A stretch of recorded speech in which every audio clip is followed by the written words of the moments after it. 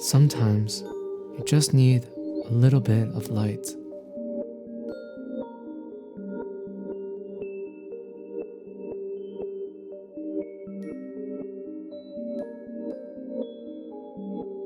The truth is, cameras are expensive, and for most ghosts, we can only buy one that suits our aspirations, along with a few compatible lenses.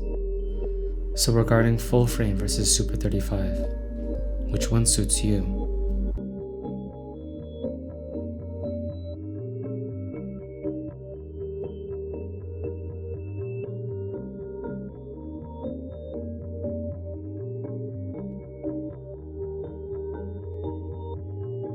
We see cameras like the ARRI Mini LF becoming a staple in modern cinema. One massive benefit is that full-frame glass has newer technology.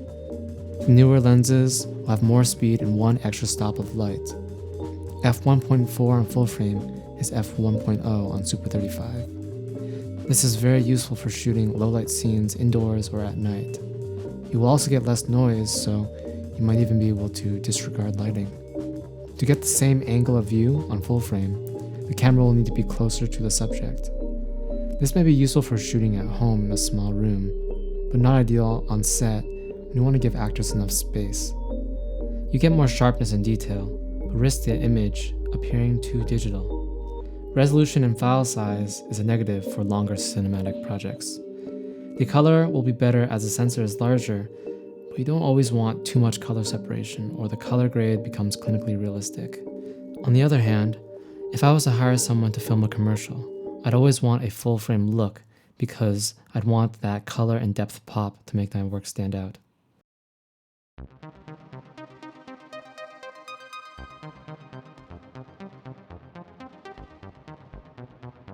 What actually matters for cinematography is the expansive 3D look.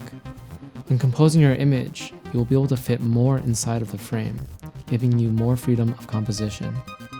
You can always crop in if you want to and add even more stabilization in post. The blur and depth of field gives you the flexibility of not needing to have a good set, or real background for that matter. This is particularly useful for modern tech such as green screen, CGI, or virtual production like Unreal Engine. Subjects are more proportionate and better resemble how we see the world with our eyes.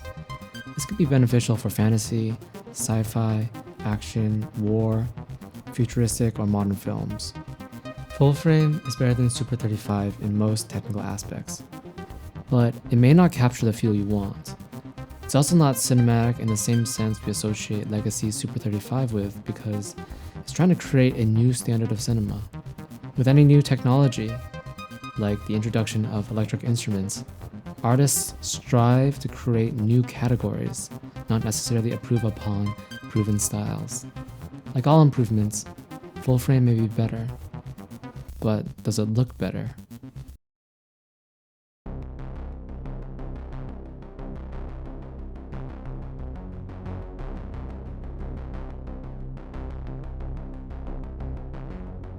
There are limits to the cropped format, but these limits are the foundation of creativity. Without boundaries in art, creative expression degrades into aimless chaos, or worst of all, laziness. With less dynamic range, you're forced to have flawless lighting.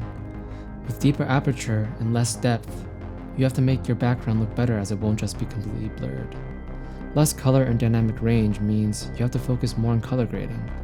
Super 35 forces you to be a better cinematographer. But what actually matters is that Super 35 crops in and gives you less negative space, creating stronger focus on your subject. They say the TV makes you gain 10 pounds, because Super 35 will make your subject look bigger, whereas full frame will make you smaller and your background more expansive. This is the most important aspect of choosing to film on a crop sensor. The closeness and intimacy of Super 35 creates more immersion, as you have limited your view and you have less context for your subject. This might be particularly ideal for a drama, thriller, comedy, documentary, or romance. The closeness can also equate to more compression. This makes anamorphic a better option for Super 35. And macro will also have more reach and general magnification, since you have a shorter minimum focusing distance. For video, we shoot landscape, but for photography, we often shoot in portrait orientation. The problem for APS-C portraits is that there is less space and depth, making the subject feel a little claustrophobic. The expansive effect is more beneficial here, as the subject appears slimmer, longer, and smaller, which has a more professional look, particularly suitable for shooting women in fashion.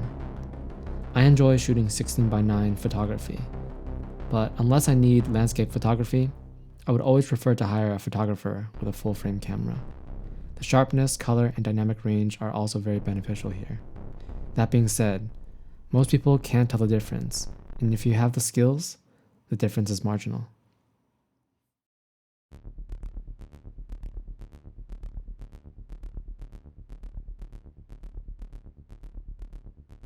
Art needs restraint. Just because you can doesn't mean you should.